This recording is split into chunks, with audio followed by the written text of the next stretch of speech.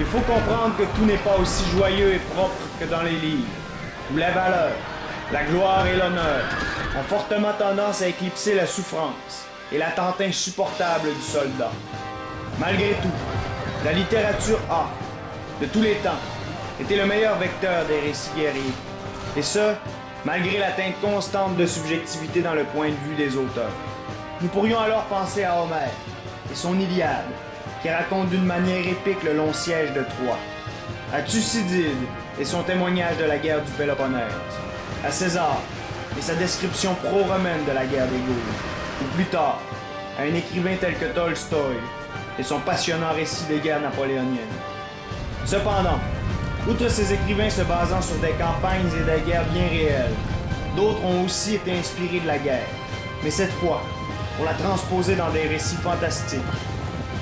Alors, nous pourrions immédiatement songer à Tolkien, au récit de ces dieux et des êtres qui habitent la Terre du Milieu. Et que ces créatures soient bonnes ou mauvaises, qu'elles se battent pour les Silmarils ou pour l'anneau unique, leurs combats seront toujours épiques. Dans un combat singulier opposant mon personnage, Bad Baileys, à un personnage nommé Nair of 03, nous tenterons d'appliquer le mieux possible l'art de la guerre au monde de Tolkien.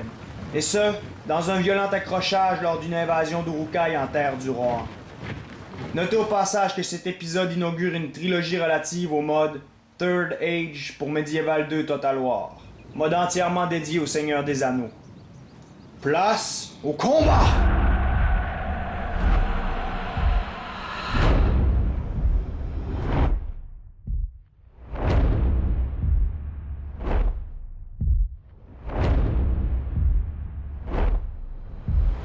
Bon alors, comme à notre habitude, observons les unités en présence en commençant par celle de mon opposant. C'est donc que pour aujourd'hui, on va faire un combat classique en lien avec le monde du Seigneur des Anneaux. Bon, avant de commencer, je tiens à préciser que dans ce mode, c'est peut-être un peu dommage, mais vraiment, la différence de qualité entre les factions du bien et les factions du mal est généralement immense. En d'autres termes, sans ajouter des règlements spéciaux, c'est bien difficile de faire un combat classique bien balancé entre le bien et le mal. Néanmoins, les deux factions d'aujourd'hui s'équivalent vraiment.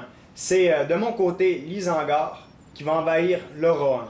Et c'est donc que ces deux factions sont plus ou moins bien balancées. Du côté de Naerolf 03, on va retrouver deux unités de Riders of the Fold. Et ces unités sont en fait des archers montés. On va donc retrouver une unité juste ici, sur son flanc gauche, et l'autre va être dissimulée dans le bois juste ici. C'est donc qu'en début de partie, il y a beaucoup de ces troupes qui vont être dissimulées. Cependant, on ne les regardera pas toutes, puisqu'il a fait une embuscade, je ne vous dirai pas où pour l'instant, mais il a fait une embuscade dans le bois. D'autre part, on va retrouver deux unités d'archers et hors ligne. Ça, c'est d'excellents archers, et une autre unité va être dissimulée environ dans ce coin-ci. Ensuite, on va retrouver deux unités de Royal Guard, donc une unité juste ici et l'autre juste ici. Ensuite, au niveau de son corps principal, on va retrouver deux unités de gardes royaux, donc une unité sur chacune de ses ailes. Et enfin, au niveau de son centre, on va retrouver trois unités de Riddermark Axemen. Et ça, comme leur nom l'indique, ce sont des unités avec une longue hache à deux mains. Bon, c'est donc qu'initialement, on ne voit que 10 unités. Par contre, il en a environ 17 si je ne me trompe pas. C'est ainsi qu'il en a dissimulé une bonne partie. Là, actuellement, je vous en ai présenté 12. Et il en a environ 4 ou 5 de dissimulés. Et ces unités, on les découvrira plus tard. Observons maintenant ce que je me suis procuré. Et vous allez pouvoir le constater, mon armée est véritablement plus massive que la sienne. Cependant, mes soldats vont être de moins bonne qualité, ça c'est garanti. C'est donc que constituant ma première ligne, on va retrouver 3 unités d'Uruk-hai Pikemen. Ça, c'est des unités de piquet qui vont s'avérer excellents contre la cavalerie. Ensuite, sur ma deuxième ligne, on va retrouver 7 unités d'archers et d'arbalétriers. En réalité, souvenons-nous que l'Isengard a d'excellentes troupes à distance, et c'est en grande partie pour cette raison que je me suis procuré autant de ces dernières. C'est donc qu'en tout, j'ai 4 troupes d'archers et 3 troupes d'arbalétriers. Au niveau de ma troisième ligne, on va retrouver 3 unités d'épéistes Uruk-hai. Ces derniers vont être les soldats basiques de l'Isengard. Derrière ceux-ci, on va retrouver mon général qui va être un berserker. Et ça, c'est véritablement une unité d'élite terrible. Pour terminer au niveau de mon infanterie, on va retrouver sur ma troisième ligne 3 unités de la garde d'Hortang. Ça, c'est des humains d'élite spécialisés dans le maniement de la lance. Finalement, on va retrouver 3 unités de warg. Ça, c'est l'équivalent de la cavalerie, mais en moins bon. On va donc retrouver 2 troupes sur mon flanc gauche, ainsi qu'une troupe sur mon flanc droit. On peut donc maintenant appuyer sur Play.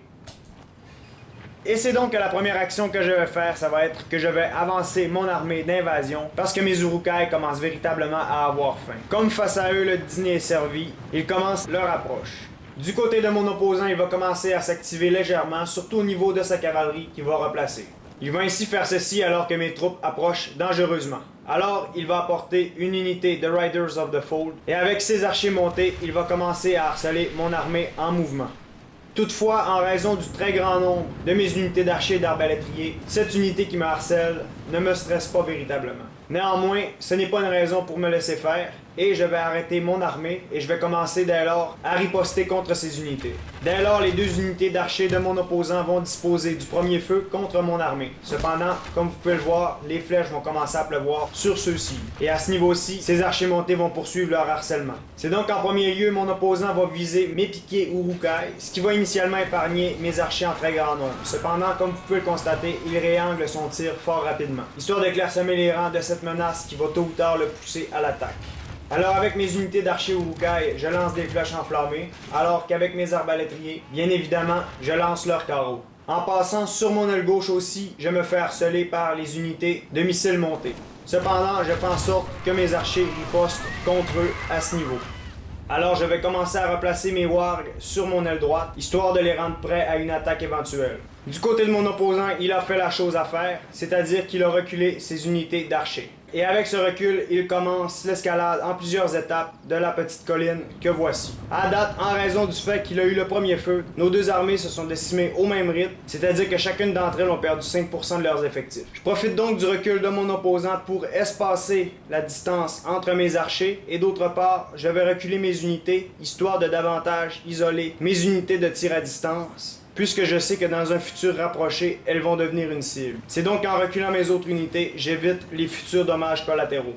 Par contre, mes piquets vont demeurer bien près quant à eux, puisqu'une charge de cavalerie en provenance du pays des chevaux est probablement ce que mon armée redoute le plus. Et c'est donc que le harcèlement entre les deux armées se poursuit, et le fait de bien avoir espacé mes archers et mes arbalétriers va indubitablement venir jouer en ma faveur. En voyant que mon opposant a apporté une partie de sa cavalerie du côté de mon flanc gauche, j'ordonne à mes gardes d'Ortanque, qui excellent contre ces unités, de venir guetter à la fois mon flanc gauche et mon flanc droit. C'est donc que dorénavant mon dispositif est assez solide, et vraiment la cavalerie de mon opposant ne pourra pas grand-chose contre ce dernier. Mon but dès lors, c'est de faire sortir mon opposant de son embuscade, puisque je sais très bien qu'il a des troupes de cachée, vu le trop petit nombre qui s'affiche. C'est donc qu'en attendant que ce dernier sorte de sa cachette, je creuse l'écart entre nos troupes. À ce moment-ci, il va apporter la presque totalité de sa cavalerie sur son flanc droit, et les wargs, à ce niveau-ci, sont très attentifs face à ce mouvement.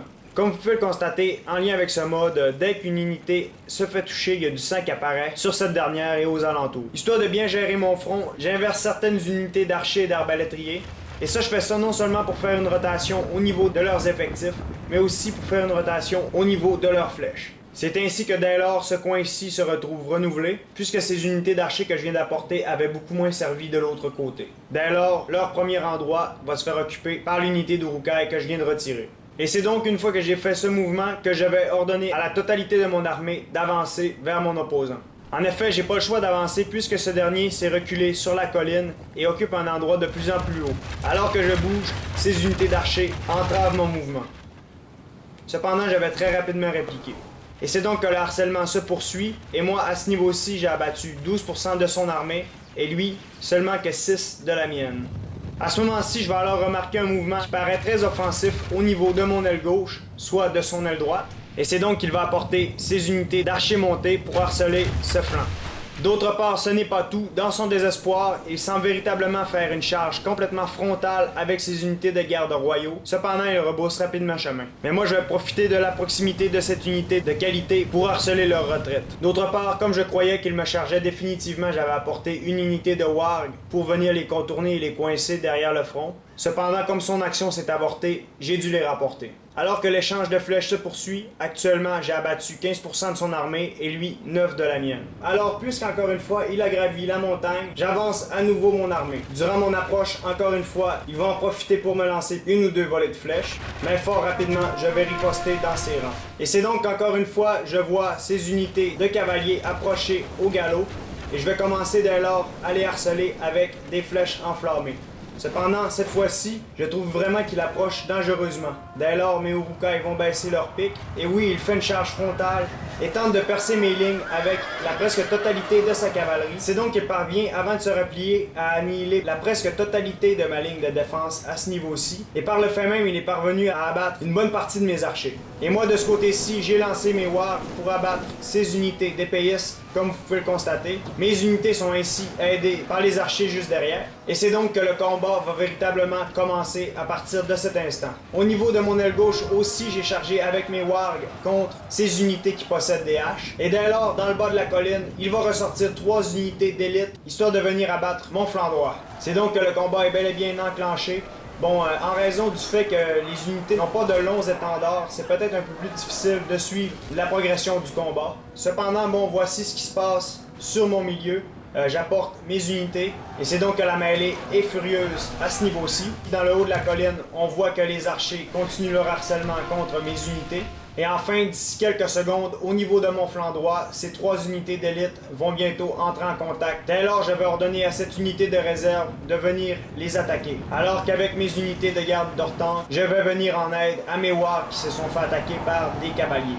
Et c'est donc alors que mes gardes d'Ortanque chargent les cavaliers, derrière mes arbalétriers et mes archers continuent leur harcèlement. Et d'autre part, mon unité d'épéistes accroche le gros de l'élite de mon ennemi. En voyant que ces unités sont de l'élite, je vais alors rapatrier mon général, qui est sans nul doute la meilleure unité du champ de bataille. Pendant ce temps-là, derrière, juste ici, j'ai fait une petite percée avec quelques épéistes qui sont venus massacrer les archers au corps à corps.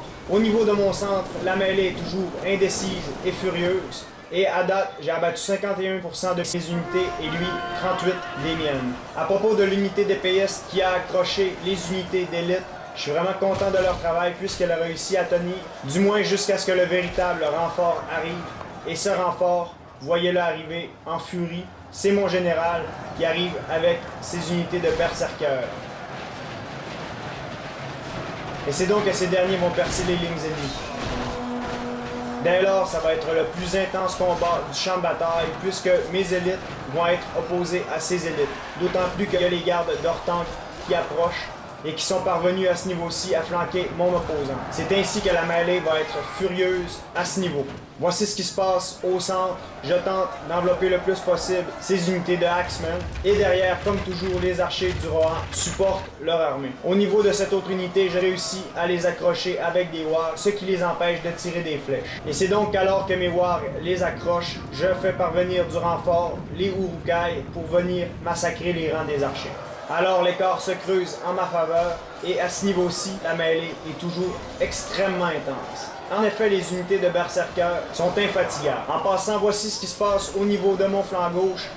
L'unité de garde d'Ortanque qui guettait ce flanc a accroché une unité des gardes royaux. C'est donc que de ce côté-ci aussi, c'est un combat d'élite. Cependant, les berserkers sont vraiment l'élite suprême du champ de bataille, comme je l'ai déjà mentionné. Au niveau de mon centre, après un terrible massacre, mes unités sont enfin libérées. Ils vont alors poursuivre leur progression soit vers les flancs ennemis, soit vers le haut de la colline pour aller massacrer les archers du Rohan. D'ailleurs, à ce propos, ces derniers se sont fait accrocher par mes unités de piquet à ce niveau-ci. À ce stade-ci, il y a donc un combat dans le bois juste ici, au niveau de mon flanc gauche.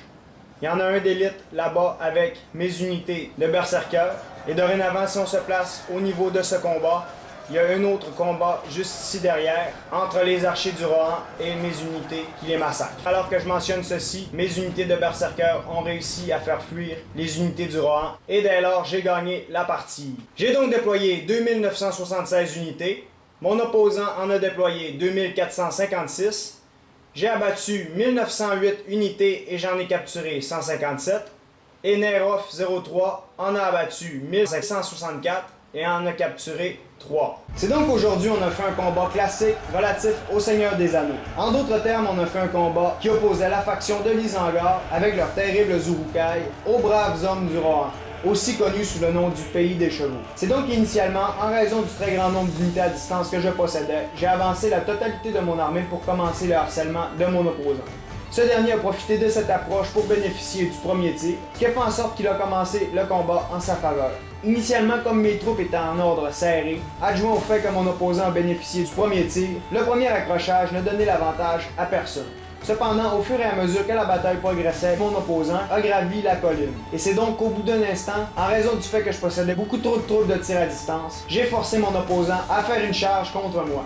C'est donc que celui-ci a fait une charge de cavalerie contre mes piquiers et est parvenu à accrocher quelques unités d'archers. C'est donc ceci qui a donné le signal au combat et j'ai dès lors attaqué mon opposant avec la totalité de mon armée. Mes Uruk-hai affamés se sont donc battus avec grand zèle, étant au niveau de mon aile droite où mes berserkers ont accroché les unités d'élite de mon opposant, qu'au niveau de mon aile gauche, où les gardes d'Ortanque se sont frottés à la garde royale, le combat a été une véritable boucherie. Et au fur et à mesure que ce dernier progressait, j'ai réussi à percer les lignes, et en bout de ligne, la furie de l'Isengard est parvenue à annihiler toute résistance du pays des Orques. Et c'est donc que fort malheureusement pour ces derniers, les troupes de Saruman sont dorénavant libres pour piller et mettre leur contrée à feu et à sang. Cependant, bien qu'aujourd'hui c'est le mal qui a gagné, qui sait si la semaine prochaine, les valeureux hauts elfes ne seront pas capables de résister à une attaque d'orques et de trolls 4 fois plus nombreux qu'eux. Cependant ça, comme c'est une autre histoire, seul le temps nous le dira. Et voilà!